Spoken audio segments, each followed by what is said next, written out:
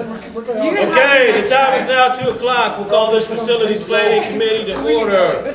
I just want to say everyone's passionate about facilities, so we ask that everyone is respectful and at least allow everyone 60 seconds to speak. With that being said, the first item on the agenda is DLR Report. Dr. Edgar.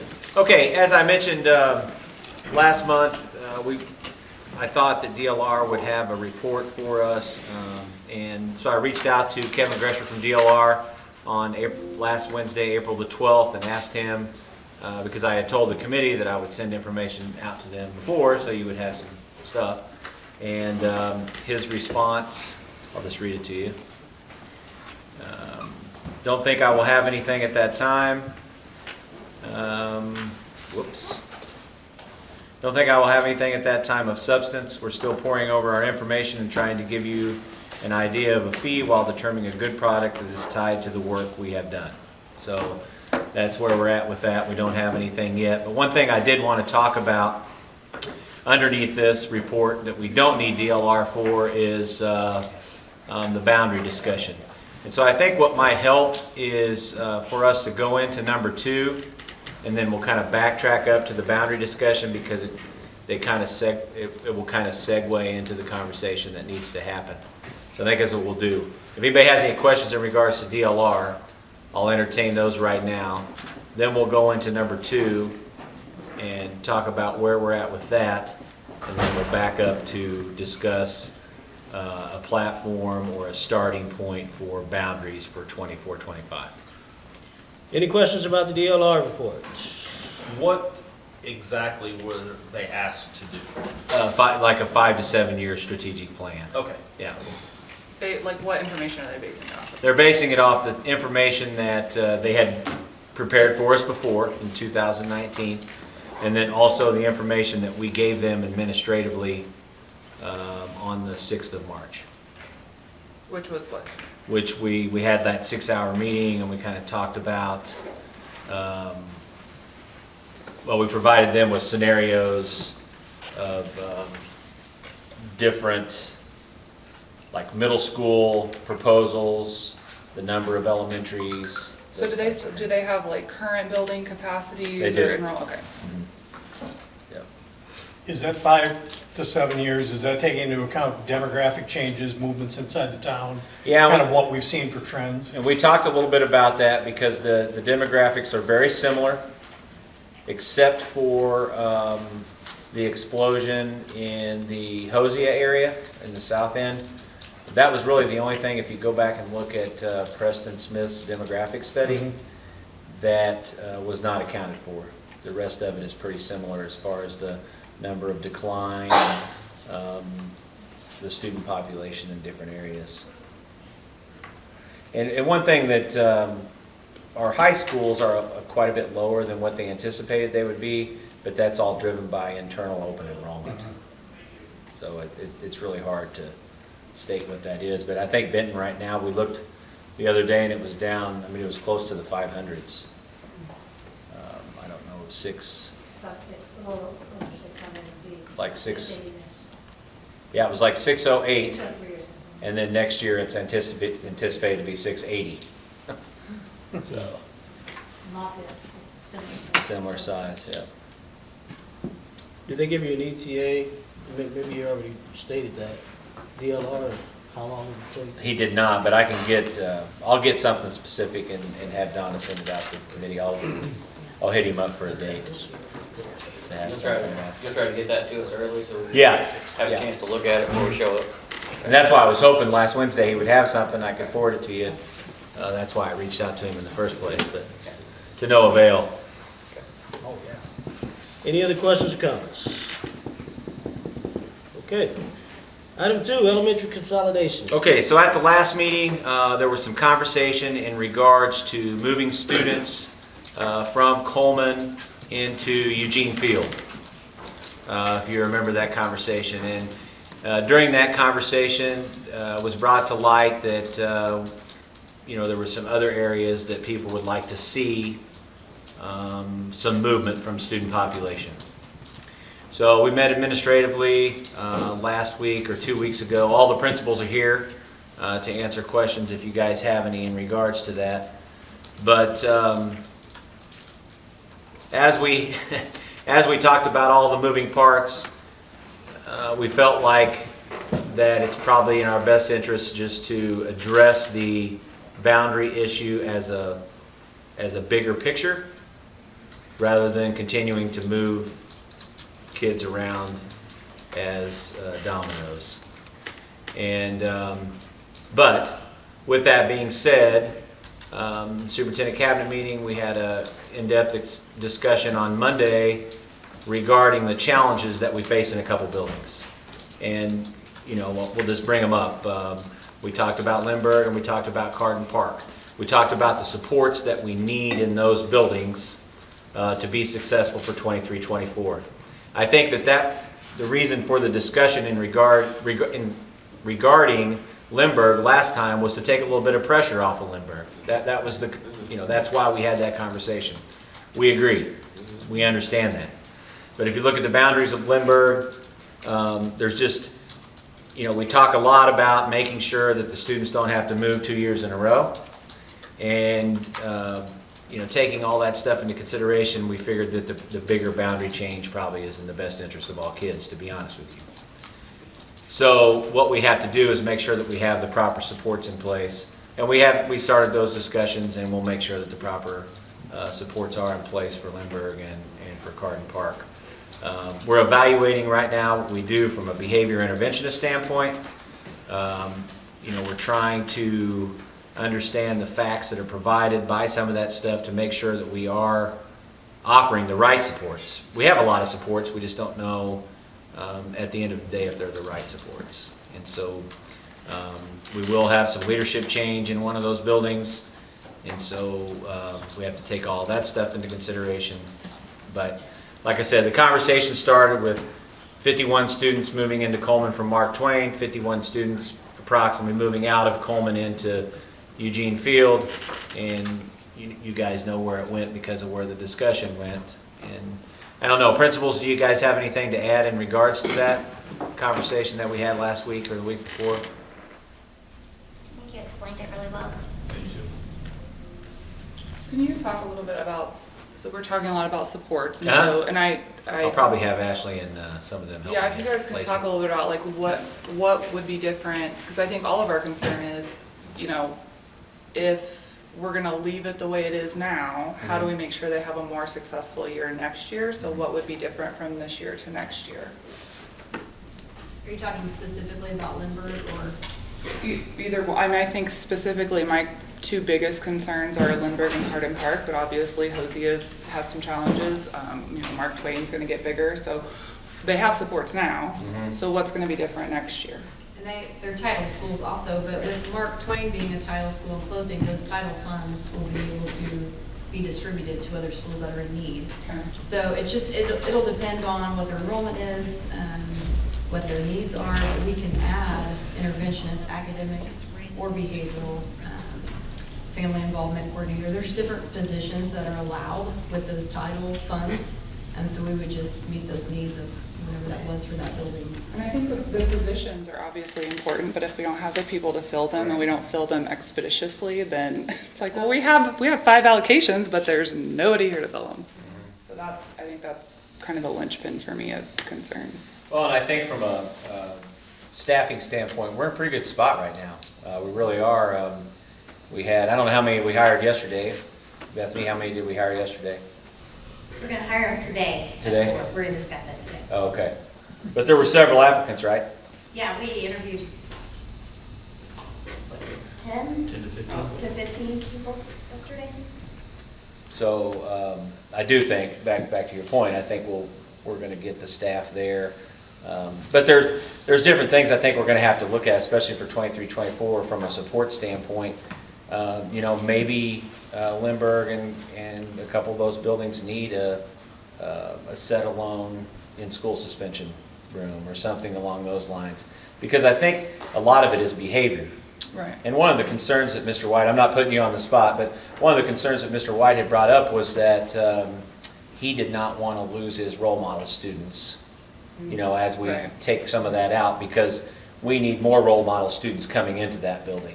Right, and that And boundary's even- right on and- that. And, yeah, line. and even Darla, she agrees, you know, so we're all in agreement that that's exactly what needs to happen.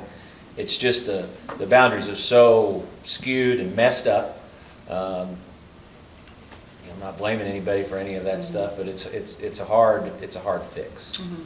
And I really think that it's in the best interest of us administratively, you guys as a committee, we work together collaboratively to figure out what the boundaries look like for 24, 25. And I think the quicker we can put that information out there, the better off it's going to be publicly for us.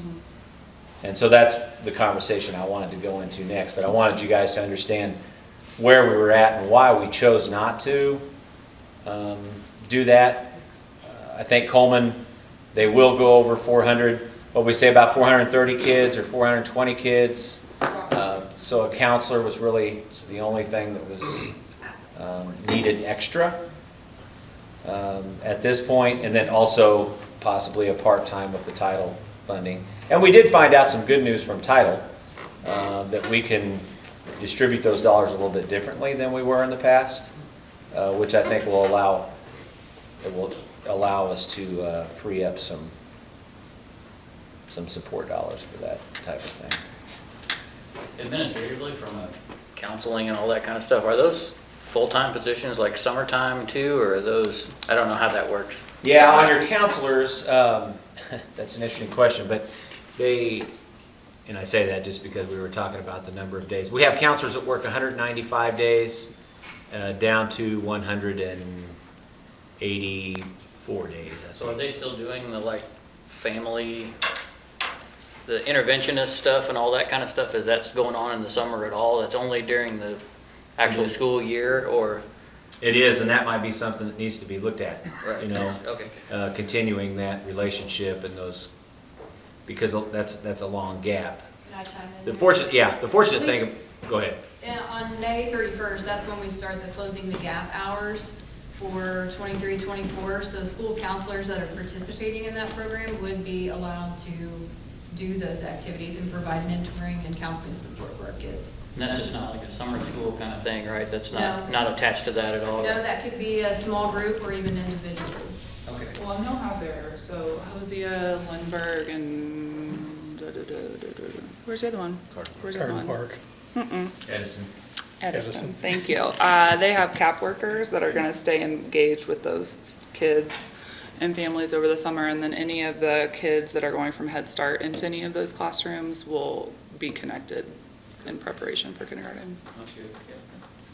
Along with something you mentioned, I know it's not popular to bring up, but some sort of in-school ISS or a elementary kind of behavioral option. And I can't speak for the elementary principals, but from elementary parents, and myself being one in this situation, one of the biggest frustrations is when there is a student in a classroom that just destroys the learning environment. And I do think we have the interventionists, but there needs to be a time and a way to, get those kids away from the rest of the class for a while. I know that's not a popular thing to separate, but, my youngest, his reading scores and his test scores went down over a period where you can go back and document in the classroom how many disruptions there were. And his reading scores and such, they suffered from it. So that's a personal kind of issue there. And even though it's not something popular to talk about, I think it's something that we need to improve our product for the students who are there to learn. And I will tell you this, Mr. Leak, that's what the entire conversation revolved around last week was, you're exactly right. Those types of behaviors and those types of disruptions are what need to be addressed. So that was the entire Well, conversation. and the behaviors too, but also if there's no sub and we're splitting kids into, Yeah, two different. right, so having it's like somebody you cover have two you have a classes. behavioral disruption and then you have I got 40 kids, so there's not a whole lot of learning. Yep. Good discussion. Any other questions or comments? Along with what Jeff had kind of brought up, how are things going with Webster?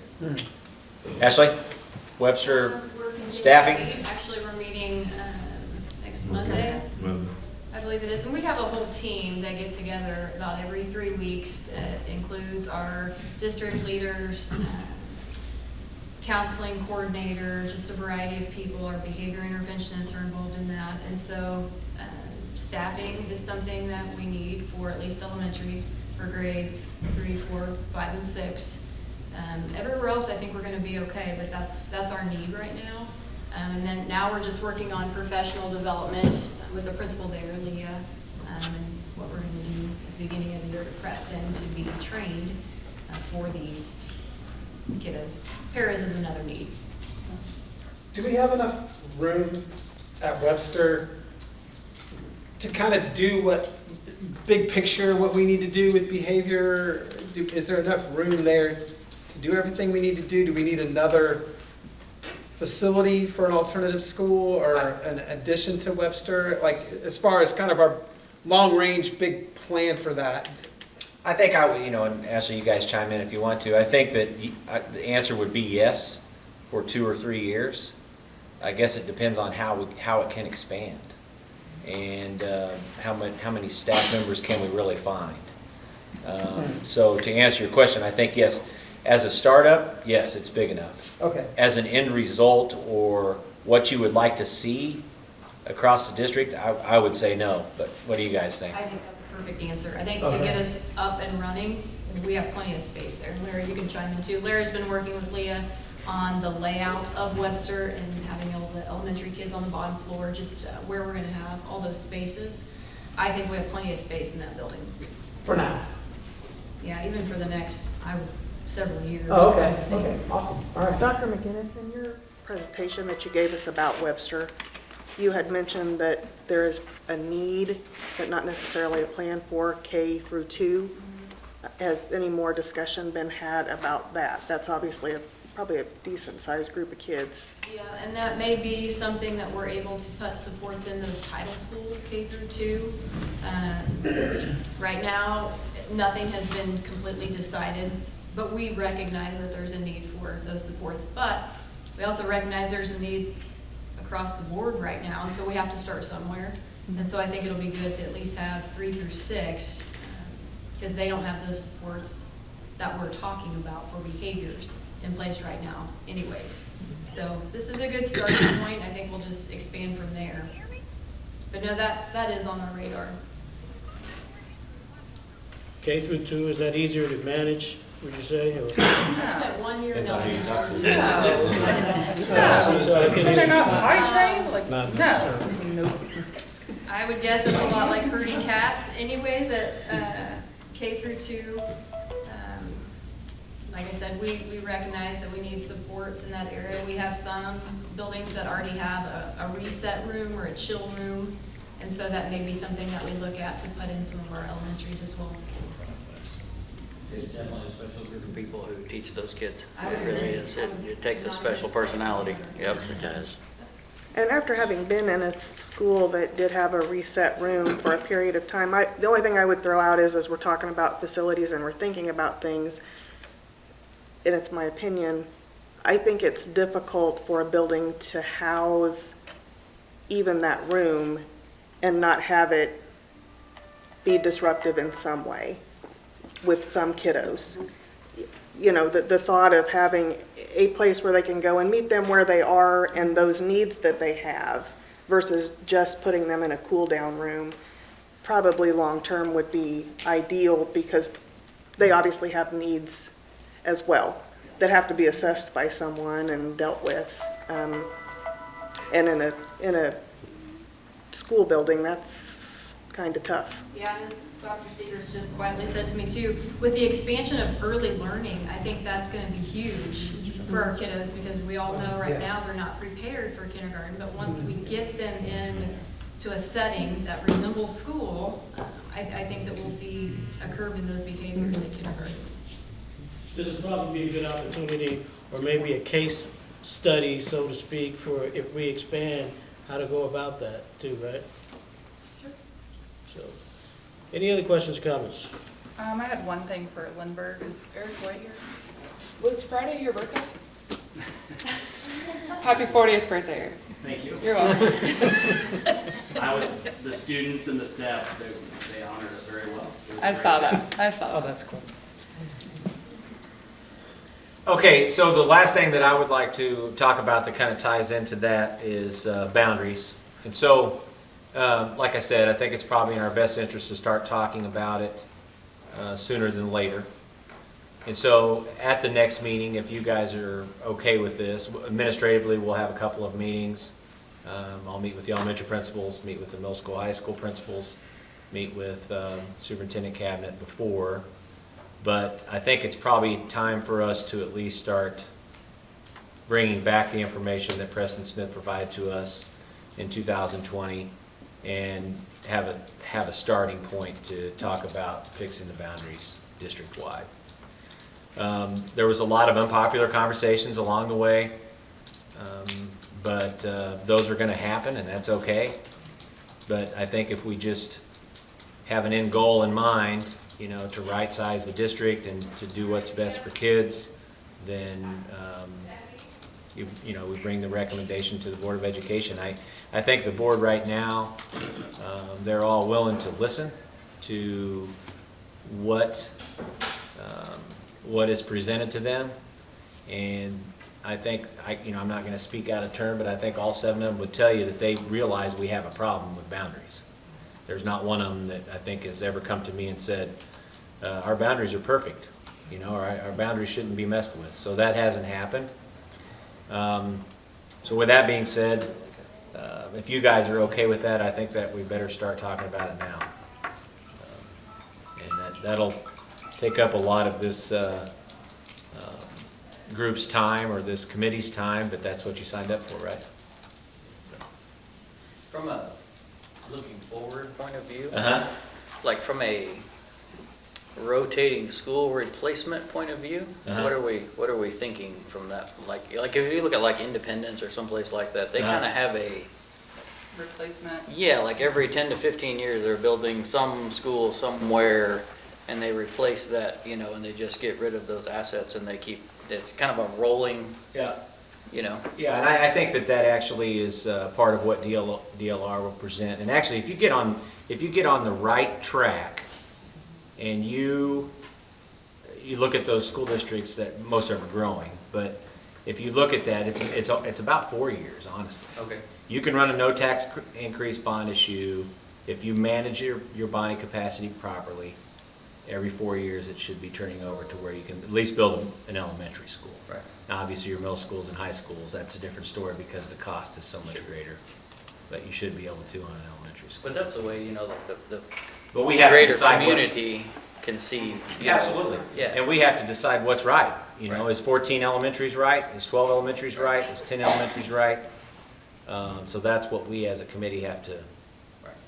And the ones that are left, are those the right ones? Right. I mean, Well, and Absolutely. I think a big part of that too is gonna be able to show, Dave and I talked a lot about this recently, is like showing the community that we're gonna take care of what we have, like making sure that, I don't wanna give a district any more money when you can't, whether it's nice or old or not, but if you can't keep wires from hanging out of the roof or, just basic upkeep, then I'm not gonna give you any more money, whether it's a no tax increase or not. So I think a big part of that is taking care of what we have.